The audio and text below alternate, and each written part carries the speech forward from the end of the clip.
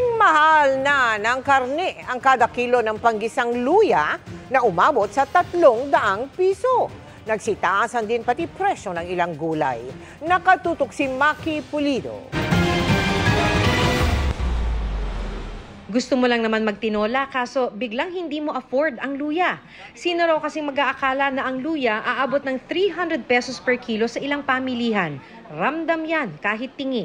Isang maliit na ganito, saan yun? 36. Bakit nakakagulo?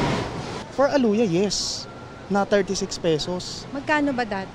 Yun nga po, tumitingin po kasi ako minsan sa mga tumpok na maayos naman. Tumpok before 30 pesos, siguro baka times 3 neto. Ang dami. Nitong nakalipas na 2 linggo, sabi ng mga tindera sa Farmers Market Quezon City, araw-araw ang pagtaas ng presyo ng luya. Mula 180 pesos noon, umabot na ito sa 300 pesos kada kilo kaninang umaga. Kaya ang tinderang si Remy, namumuhunan na lang sa 10 kilo mula sa dating 25 kilos kasi hindi mauubos ang benta. Mas konti, tapos syempre pag nagbenta ka, konti rin yung tubo, hindi kagaya nun na pag mura. Pag ganito mahal, konti rin yung tubo. Kahit ang nagbabagsak ng luya sa farmers market, hindi makapaniwala sa lumobong presyo ngayon ng luya. Ngayon lang po kasi itong masyadong loko na ganitong kalaki, pataas eh. Dati mga 190 lang, 200 na pinakamataas eh.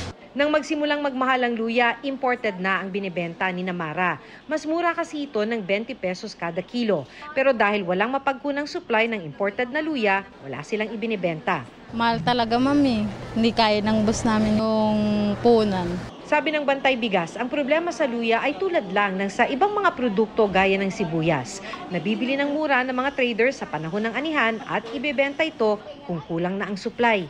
Ganon pa rin yung sistema kasi Maki, kung sino talaga yung mga trader na nakakabili ay sila yung mayroon post-harvest facilities, sila yung may cold storage. Kaya kaya nilang itakda yung presyo.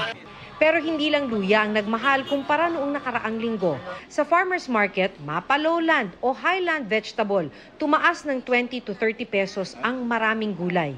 Sabi ni Estabilio, dahil sa El Nino, hindi nakapagtanim ang maraming magsasaka. Dahil sa nasira nga yung kanilang mga pananim hanggang gulay, talagang back to basics sila na nananawagan sila ng compensation, ayuda sa gobyerno para makabili sila ng mga pananim nila. Sinusubukan pa naming makuna ng pahayag ang Department of Agriculture ukol dito. Para sa GMA Integrated News, Maki Pulido, nakatutok, 24 oras.